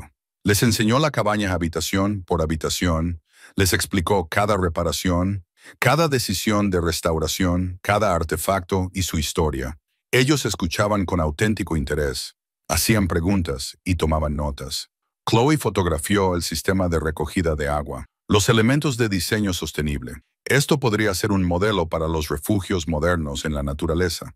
Todo lo que has hecho aquí es replicable. Zach midió y dibujó, documentando la estructura. La artesanía es notable. Estas juntas, la forma en que encajan los troncos, es una construcción tradicional que vale la pena estudiar. Iris se quedó simplemente en el centro de la habitación, girando lentamente, absorbiéndolo todo. Cuando miró a su padre, tenía los ojos húmedos. «Ahora lo entiendo», dijo en voz baja. «¿Por qué necesitabas esto? ¿Por qué es importante?» Pasaron la semana trabajando juntos. Mason les enseñó técnicas de restauración, les mostró cómo evaluar la integridad estructural y les explicó la importancia de conservar los materiales originales siempre que fuera posible. La cabaña se llenó de sus voces, sus risas y los sonidos del trabajo decidido. Por primera vez en más de un año, Mason volvió a sentirse padre. No un fracasado, ni alguien por quien preocuparse, sino alguien que enseñaba, guiaba y compartía conocimientos importantes. En su última noche, se sentaron alrededor del fuego mientras nevaba fuera. Iris sacó su ordenador portátil. «Chloe y yo hemos estado trabajando en algo, una campaña de crowdfunding». Giró la pantalla hacia él. Habían creado un video de la cabaña, entrevistas con Mason, fotografías de los artefactos, testimonios de personas cuyas familias se habían visto afectadas por este lugar. El título: «Salvar la estación de paso, preservar un siglo de refugio». «Papá, has estado luchando solo contra esto. No tienes por qué hacerlo. La gente quiere ayudar. Solo necesitan saber cómo». Mason miró fijamente la pantalla, con un nudo en la garganta. «La deuda fiscal es de $47,000. Es mucho dinero», concluyó Iris. «Pero también es solo dinero, y este lugar vale más que eso». Lanzaron la campaña esa noche. El objetivo parecía imposible: 47,000 en 6 semanas. La subasta era el 15 de enero. Tenían hasta entonces. La primera donación llegó en cuestión de minutos. $20 de alguien de Portland, luego 50 de Seattle, luego 100 de un descendiente de alguien que se había alojado en la cabaña en 1935. Mason vio cómo el total aumentaba lentamente. Por la mañana habían recaudado 3,000. Al final del fin de semana, 10,000. La noticia se difundió a través de redes de conservación, comunidades de senderistas y medios de comunicación locales. El periódico The Oregonian publicó otro artículo, esta vez centrado en la iniciativa de financiación colectiva y la próxima vista judicial. Hugh llamó. La Asociación Empresarial de Millbrook ha votado a favor de apoyarte. Vamos a aportar $5,000 de nuestro Fondo de Desarrollo Comunitario. La organización The Nature Conservancy se puso en contacto para ofrecer asistencia jurídica y documentación sobre el valor medioambiental e histórico de la cabaña. Una documentalista llamada Sarah se puso en contacto con Mason para preguntarle si podía filmar el proceso legal y los trabajos de restauración. «Esta historia debe ser contada», dijo. «Ganemos o perdamos, la gente debe saber por qué luchas», coincidió Mason, incómodo con la atención, pero comprendiendo su necesidad. 3 semanas antes de la subasta, la campaña de crowdfunding alcanzó los $31,000. Cerca, pero no suficiente. Las donaciones estaban disminuyendo. Habían llegado a la mayoría de las personas que probablemente contribuirían. Iris llamó, frustrada. «Nos estamos estancando. Necesitamos algo que nos impulse». Esa noche, Mason escribió un llamamiento personal y lo publicó en el sitio web. Sin florituras, sin marketing, solo palabras sinceras sobre lo que significaba la cabaña, lo que había aprendido allí, ¿Por qué era importante que lugares como este sobrevivieran? Llegué aquí sin nada, escribió. Destrozado, fracasado, sin opciones. Esta cabaña me dio un propósito cuando no tenía ninguno. Me enseñó que se puede reconstruir, que existen segundas oportunidades, que el trabajo que hacemos por los demás importa más que cualquier cosa que hagamos por nosotros mismos. Silas Thorne creó este refugio hace más de un siglo porque entendía lo que era la pérdida y decidió evitar que otros sufrieran lo mismo. Podemos honrar esa decisión. Podemos mantener esta puerta abierta para quien la necesite en el futuro. Lo publicó a medianoche y se fue a dormir sin esperar nada. Por la mañana, la campaña había alcanzado los $42,000. Las donaciones llegaron en pequeñas cantidades, en su mayoría de $10 y $20, de personas que entendían lo que significaba necesitar una segunda oportunidad. Sarah llegó con su equipo de cámaras para documentarlo todo. La cabaña, los objetos, las entrevistas con los visitantes y los simpatizantes. Mason se sintió expuesto, pero siguió adelante. ¿Por qué es esto importante para ti?, le preguntó durante la entrevista. Mason miró a su alrededor. A la viga tallada, a su hija ayudando a Chloe a organizar la documentación para la audiencia. Porque algunos lugares son más que simples paredes y un techo. Son la prueba de que las personas sobreviven, que nos ayudamos unos a otros, que la bondad resuena a través del tiempo. Necesitamos esa prueba, especialmente ahora, especialmente cuando todo parece incierto. La campaña alcanzó los $45,000 a una semana del final, y luego los $46,000. Los últimos 1,000 llegaron en pequeñas cantidades, dólar a dólar. El 10 de enero, 5 días antes de la subasta, el total alcanzó los $47,000. Lo habían conseguido. Mason se quedó mirando el número en la pantalla sin poder creerlo. Cientos de personas, a la mayoría de las cuales nunca conocería, habían decidido ayudar a salvar algo importante. Pero la lucha aún no había terminado. El dinero cubría la deuda fiscal, pero la cuestión legal seguía sin resolverse. ¿Podía el condado vender tierras designadas como bienes comunes perpetuos? La audiencia se fijó para el 14 de enero, un día antes de la subasta. Todo se decidiría entonces. El edificio del condado en Millbrook se llenó temprano en la mañana del 14 de enero. Mason llegó con Catherine, Iris y lo que parecía ser la mitad del pueblo. La gente se alineaba en el pasillo. Residentes ancianos que recordaban historias sobre la estación. Familias jóvenes que la habían visitado durante la restauración. Historiadores y conservacionistas que habían venido en coche desde Portland y Eugene. El equipo de cámara de Sarah lo documentaba todo, manteniéndose respetuosamente discreto. Byron Whitfield estaba de pie cerca de la puerta de la sala de audiencias, con aire incómodo. Cuando cruzó la mirada con Mason, asintió levemente con la cabeza. No había hostilidad, solo un hombre haciendo su trabajo. La Junta del Condado se reunió a las 9 en punto, 5 miembros, todos con aspecto cansado ante la perspectiva de lo que prometía ser una sesión polémica. La presidenta, una mujer severa llamada Barbara Hendress, pidió orden en la sala. Estamos aquí para examinar el asunto de la morosidad fiscal relativa a la propiedad conocida localmente como Waystation Cabin. Señor Trigg, usted ha presentado objeciones a la subasta programada. Su abogado puede intervenir. Catherine se mantuvo serena y profesional. Expuso su caso de forma metódica. La escritura original de 1889, la carta de intenciones de Silas Thorne, la designación territorial de bienes comunes perpetuos, el precedente legal para que tales designaciones se respeten después de la Constitución del Estado. Esta propiedad nunca estuvo destinada a ser de propiedad privada con fines lucrativos. Dijo que se estableció como un fideicomiso público dedicado a perpetuar el alojamiento de viajeros necesitados. Ese propósito se ha cumplido de forma ininterrumpida durante más de 130 años. El Consejo del Condado, un hombre calvo llamado Phillips, contó inmediatamente. El abandono anula cualquier designación histórica. La propiedad no se mantuvo durante décadas. Se ignoraron las obligaciones fiscales. El condado tiene todo el derecho a recuperar lo que se le debe. Se ha recaudado el dinero, dijo Catherine. $47,000 aportados por cientos de personas que creen en este lugar. El señor Trigg puede pagar hoy la totalidad de la deuda tributaria. Eso no resuelve la cuestión legal, replicó Philly Lip. ¿Puede una propiedad designada como bien común acumular una deuda tributaria privada? Si se trata realmente de un fideicomiso público, ¿quién es responsable de su mantenimiento y tributación? Los miembros de la Junta intercambiaron miradas. Barbara Hendricks frunció el ceño. En realidad, es un argumento válido, señorita Voss. ¿Qué responde usted? Catherine no se lo pensó dos veces. La designación de bien común perpetuo exige que la propiedad sea mantenida por quienes la utilizan y se benefician de ella. Durante décadas, eso es exactamente lo que ocurrió. Los viajeros la mantuvieron colectivamente. Cuando ese sistema se rompió, la propiedad cayó en mal estado. El señor Trigg ha restaurado esa función original. Actúa como administrador, no como propietario. Un administrador que vive allí, dijo Philip, que la ha convertido en su residencia privada. Vivo allí porque la mantengo, dijo Mason, incapaz de permanecer callado. No le cobro a nadie.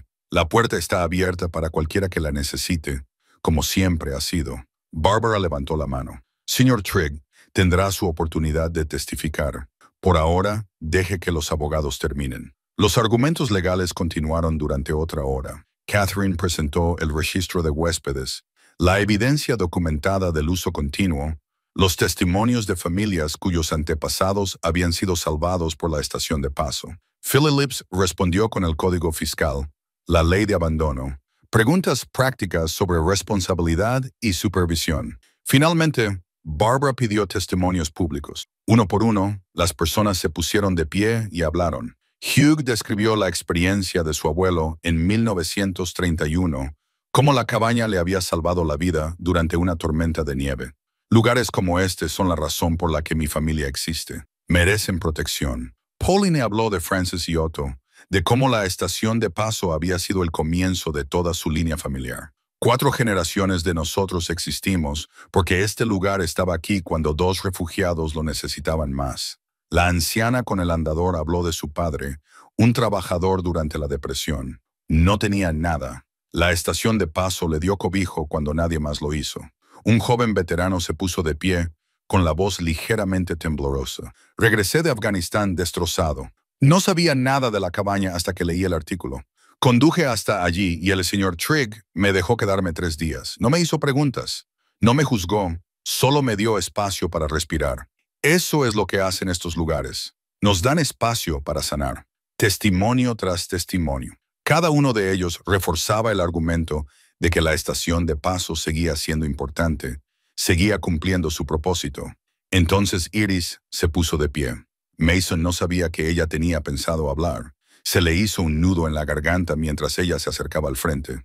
Mi padre lo perdió todo, dijo con voz firme. Su negocio fracasó.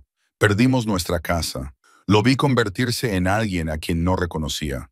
Derrotado, sin esperanza, destrozado. Cuando heredó esa cabaña, pensé que era solo un fracaso más. Otra cosa que se desmoronaba. Hizo una pausa y miró directamente a los miembros de la Junta. Pero no fue así. Esa cabaña salvó la vida de mi padre. No porque le diera cobijo, aunque también lo hizo. Le salvó porque le dio un propósito. Le enseñó que construir algo para uno mismo no es suficiente. Hay que construir algo que te sobreviva, algo que ayude a personas que nunca conocerás.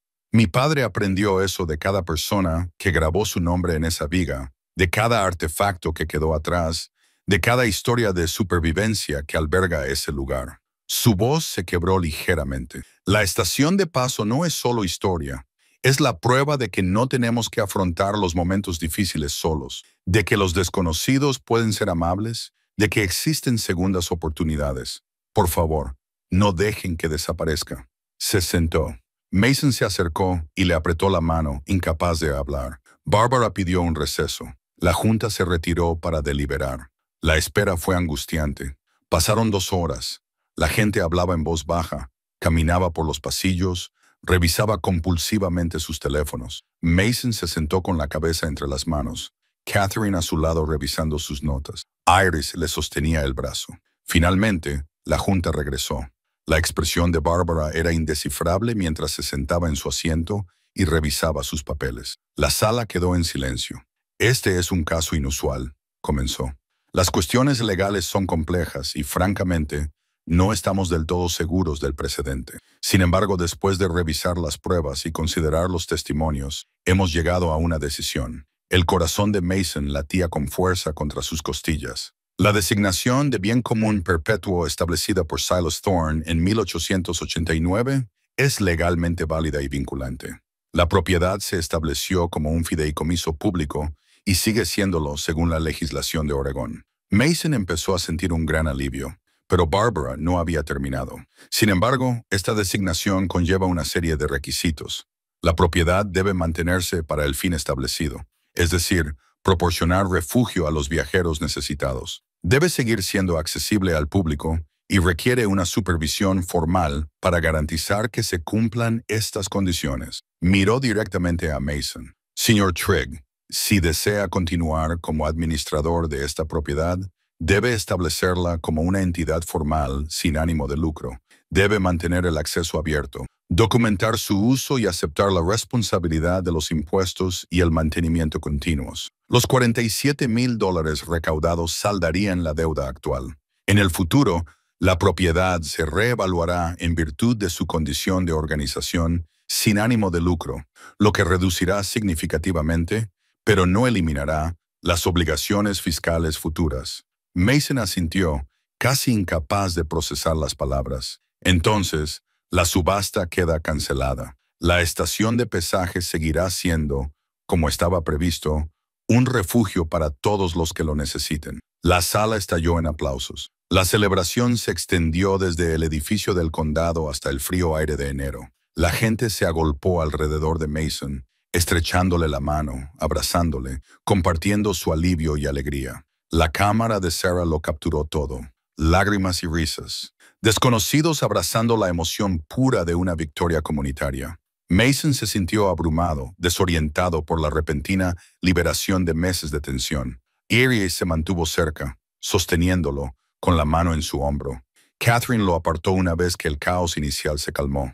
Tenemos que actuar con rapidez en el papeleo de la organización sin ánimo de lucro. La Junta nos ha dado 60 días para establecer la condición formal.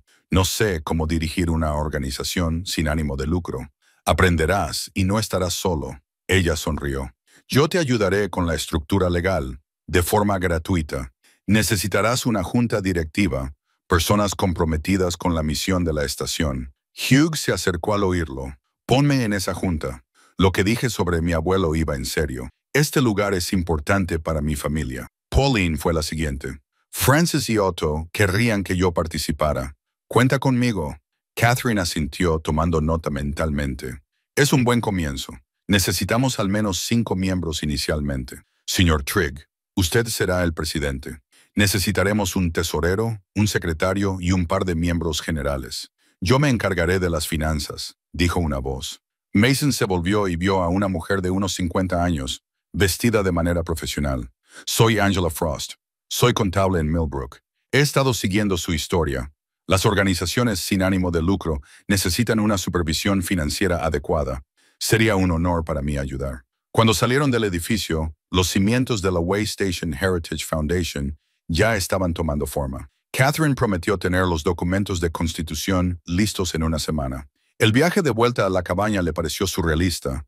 Mason esperaba despertar y descubrir que todo era otro sueño que se desvanecería en la dura realidad de la pérdida. Pero Iris estaba sentada a su lado, real y sólida. Y cuando llegaron a la cabaña, ésta seguía allí, con las paredes en pie y el humo saliendo de la chimenea, donde el equipo de Sarah había mantenido el fuego encendido. Esa noche, un pequeño grupo se reunió en el interior.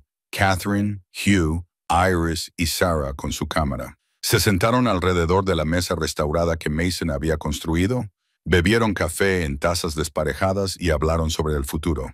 Tenemos que tener clara la misión, dijo Catherine. La Junta concedió esta designación porque la estación de paso tiene una finalidad pública.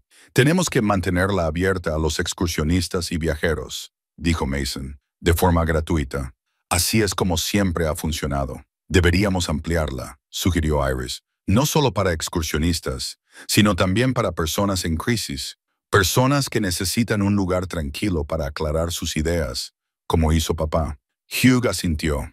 Hay más necesidad de eso de lo que la gente cree. Podríamos ofrecer programas, añadió Sarah. Talleres de historia, habilidades para la vida en la naturaleza, formación en restauración, formas de financiar las operaciones sin dejar de cumplir la misión principal. Hablaron durante horas, planificando, soñando, construyendo algo más grande de lo que cualquiera de ellos había imaginado. Mason escuchó más de lo que habló, observando cómo estas personas se comprometían con una idea que él mismo apenas había comprendido unos meses antes. Finalmente, al acercarse la medianoche, Iris se puso de pie. Hay una cosa más que tenemos que hacer. Sacó el punzón que Mason guardaba para los visitantes que querían añadir sus nombres a la viga. Se lo entregó a su padre. Te toca, papá. Ahora formas parte de esta historia. Mason se puso de pie con el punzón en la mano mirando la viga tallada. Un siglo de nombres se extendía a lo largo de ella. Extraños que habían encontrado refugio aquí, que habían sobrevivido y habían seguido adelante. Sus manos temblaban ligeramente mientras elegía un lugar cerca del centro. Grabó con cuidado. Mason Trigg, 2024, encontré el camino a casa. Luego dio un paso atrás y le entregó el punzón a Iris. Ella añadió su nombre junto al de él sin dudarlo. Iris Trigg, 2024, aprendió lo que importa. Uno por uno, los demás añadieron sus nombres. Hugh, Catherine, Pauline, Sarah. Cada uno de ellos pasó a formar parte de la historia viva de la estación. Su compromiso grabado en madera que les sobreviviría a todos. Cuando terminaron, Mason se apartó y miró la viga. Nombres antiguos y nuevos, desconocidos y amigos, un hilo continuo de conexión humana que abarcaba más de un siglo. Lo que sientes ahora mismo, dijo Catherine en voz baja. Por eso es importante la preservación histórica. No solo estamos salvando edificios, estamos salvando la prueba de que siempre nos hemos cuidado unos a otros. Después de que todos se marcharan, Mason se sentó solo junto al fuego. Sacó el diario que llevaba desde octubre, su propia documentación de la restauración, sus pensamientos y descubrimientos, la transformación tanto de la cabaña como de él mismo. Escribió la última entrada, 14 de enero de 2025. La estación de paso sigue en pie, no por mí, sino por todos los que se negaron a dejarla caer. Silas Thorne construyó este refugio porque entendía la pérdida y decidió evitar que otros sufrieran solos. Harold lo mantuvo durante los inviernos depresivos. Dorothy y su familia sobrevivieron aquí. Francis y Otto comenzaron su vida aquí. Philip regresó a casa y dejó su gratitud. Innumerables personas pasaron por aquí, y cada una dejó el lugar mejor de lo que lo encontró. Llegué aquí destrozado, convencido de que había perdido todo lo que importaba. Estaban equivocado. No había perdido la capacidad de construir, de crear, de aportar algo significativo. Simplemente había estado construyendo las cosas equivocadas. Negocios que podían fracasar, bienes que podían ser arrebatados. Esta cabaña me enseñó lo que mi hija intentó decirme, que el trabajo que hacemos por los demás, los lugares que creamos que sirven más allá de nosotros mismos, esas son las cosas que perduran. Esas son las cosas que importan. La estación de paso seguirá adelante ahora. La puerta permanecerá abierta y quien necesite refugio la encontrará, tal y como yo la encontré. Eso no es solo supervivencia. Es un legado. Cerró el diario y lo colocó en la repisa junto al de Harold. Otro registro para que lo encontraran los futuros cuidadores. Afuera, la nieve comenzó a caer de nuevo, silenciosa y constante. Mason se quedó en la puerta, observando cómo se acumulaba en el camino, en los árboles, en el techo que había reparado con sus propias manos. La cabaña estaba cálida a sus espaldas. El fuego crepitaba suavemente. En la viga, su nombre y el de sus hijas se unieron a las generaciones que les habían precedido. Había llegado allí sin nada más que una bolsa de viaje y desesperación. Se marchaba no físicamente, sino emocionalmente, con algo mucho más valioso. Un propósito, una comunidad y la prueba de que las segundas oportunidades eran reales. La estación le había salvado. Ahora dedicaría todo el tiempo que le quedaba a asegurarse de que pudiera salvar a otros. La puerta permanecería siempre abierta. La primavera llegó lentamente, derritiendo la nieve en algunos lugares y haciendo brotar los primeros brotes verdes del suelo del bosque. Mason se paró en el porche recién reconstruido, con un café en la mano, observando cómo la luz del amanecer se filtraba a través de los abetos Douglas. Habían pasado 6 meses desde aquella mañana helada en la que se paró aquí por primera vez, con nada más que una bolsa de lona y sueños rotos. La cabaña tenía ahora un aspecto diferente, no solo restaurada, sino viva. El techo era sólido, las ventanas brillaban y el humo salía constantemente de la chimenea. Pero los cambios iban más allá de la madera y los clavos. Junto a la puerta colgaba un letrero de madera, tallado a mano por Mason durante las largas tardes de invierno. Cabaña de parada para todos los que vagan. La madera era de cedro, elegida para resistir las décadas venideras. Las letras estaban grabadas lo suficientemente profundo como para durar. La Fundación Waystation Heritage era ahora oficial, registrada en el estado, organizada y operativa. Catherine los había guiado con paciencia a través del laberinto legal. La junta se reunía mensualmente. Mason, Hugh, Pauline, Angela y Iris, que se había tomado un semestre libre para ayudar a establecer los programas de la fundación. La decisión había preocupado a Mason al principio, pero Iris estaba segura. «Necesito entender para qué estoy trabajando», le dijo. «La universidad seguirá ahí. Esto no». Se había volcado en el trabajo con una intensidad que le recordaba a sí mismo a esa edad. Juntos, habían creado un calendario de talleres, técnicas de supervivencia en la naturaleza, técnicas de restauración histórica y prácticas de vida sostenible. Los programas generaban unos ingresos modestos, al tiempo que contribuían a la misión educativa de la estación de paso. Los objetos seguían expuestos en un rincón que habían convertido en un pequeño museo. El diario de Harold en una caja protectora, el tren de juguetes sobre un cojín de terciopelo, las placas de identificación de Philip con su nota, los anillos de boda de Francis y Otto junto a su fotografía, cada uno etiquetado con su historia, conservado para que los visitantes lo vieran y lo entendieran. El registro de invitados, tanto el histórico como un nuevo libro encuadernado en cuero que Mason había encargado, se encontraba en una pequeña mesa cerca de la puerta.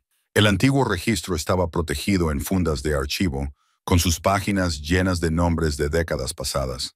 El nuevo ya estaba acumulando entradas. Mason oyó las páginas recientes.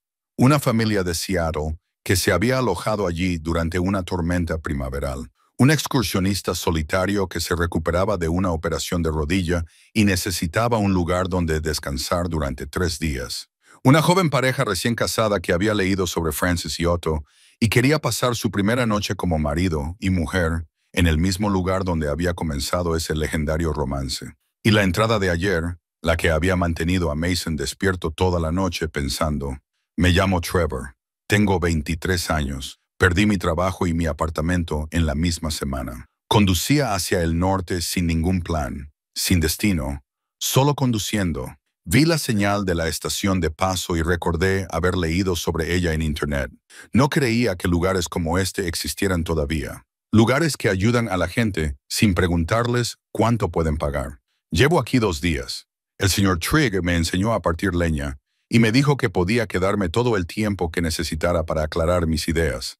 No tengo palabras para expresar lo que eso significa. Solo gracias». Trevor seguía aquí, alojado en una de las literas que Mason había construido junto a la pared este. Esta mañana, había preguntado si podía ayudar con las reparaciones del viejo cobertizo. Mason había dicho que sí, reconociendo en los ojos del joven la misma necesidad de encontrar un propósito que él había sentido 6 meses antes. El documental se había estrenado en un festival de cine en Portland 2 semanas antes. Sarah lo había titulado La Estación de Paso, un siglo de refugio. Había ganado el premio del público y había sido seleccionado para su distribución en las emisoras de PBS de todo el noroeste. La atención había atraído a más visitantes, más donaciones, más gente que quería formar parte de la preservación de este pedazo de historia. El Servicio de Parques Nacionales se había puesto en contacto con ellos para estudiar la posibilidad de declararlo monumento histórico. El proceso llevaría años, pero el mero interés ya validaba todo por lo que habían luchado. El teléfono de Mason vibró. Era un mensaje de Iris. «Papá, el proveedor de madera de Eugene va a donar los materiales para el nuevo refugio. ¿Te lo puedes creer?». Sonrió. Habían estado planeando una ampliación, una estructura independiente basada en el plano que GP había dibujado en 1952, diseñada para albergar a más visitantes durante la temporada alta. La financiación iba llegando de forma lenta pero constante. Le respondió con un mensaje. Kepe estaría orgulloso. Yo también lo estoy. Unos pasos en el camino llamaron su atención. Trevor salió del bosque cargando con un montón de leña que había estado recogiendo. Buenos días, señor Trigg. Solo Mason, por favor. ¿Cómo ha dormido? Mejor que en meses. Trevor dejó la leña con cuidado. He estado pensando que soy diseñador gráfico. De todos modos, perdí mi trabajo cuando la startup quebró, pero podría ayudar con la página web de la fundación, las redes sociales, ese tipo de cosas. Sí lo necesita. Mason observó al joven y vio en su rostro una esperanza vacilante, el deseo de aportar algo significativo. Sin duda nos vendría bien esa ayuda. La página web es bastante básica por ahora. Trevor relajó los hombros. Me gustaría hacer algo útil mientras esté aquí. Ya estás haciendo algo útil. Estás manteniendo viva la tradición. ¿Qué tradición? Dejar lo mejor de lo que lo encontraste. Esa ha sido siempre la norma aquí. Después de que Trevor volviera al interior para preparar el desayuno, Mason dio un paseo por la propiedad. Los senderos estaban despejados, marcados con discretas latas y señales desgastadas. El sistema de agua funcionaba eficientemente. Los paneles solares que había instalado proporcionaban suficiente energía para la iluminación básica y la recarga de teléfonos. Todo estaba como debía estar, un refugio listo para quien lo necesitara a continuación. Se detuvo en un claro donde había estado considerando el emplazamiento del nuevo edificio. En su mente podía verlo.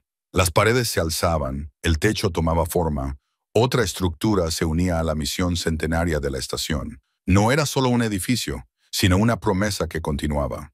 Un cuervo graznó desde los árboles, el mismo sonido que había oído aquel primer día. Mason levantó la vista y lo vio volar en círculos sobre su cabeza antes de desaparecer entre las copas de los árboles. Pensó en aquella mañana de hacía 6 meses, cuando se encontraba frente a aquella cabaña en ruinas con nada más que desesperación y una bolsa de viaje. Pensó que su vida había terminado, que había perdido todo lo que valía la pena tener. Se había equivocado. No se pierde todo hasta que se pierde la capacidad de ayudar a otra persona, hasta que se olvida que las mejores cosas que construimos no son para nosotros mismos, sino para personas que nunca conoceremos, para futuros que no veremos, para un mundo que continúa después de que nos hayamos ido. Silas Thorne lo había entendido en 1889. Harold lo había entendido en 1940 segundos. Todas las personas que habían mantenido este lugar, que lo habían dejado mejor de lo que lo encontraron, lo habían entendido. Ahora Mason también lo entendía. La cabaña que lo había salvado estaba salvando a otros. La puerta permanecía abierta. El fuego seguía ardiendo y la viga tallada se alargaba con cada nuevo nombre que se añadía a su longitud. Algunos lugares guardan historias, otros las crean.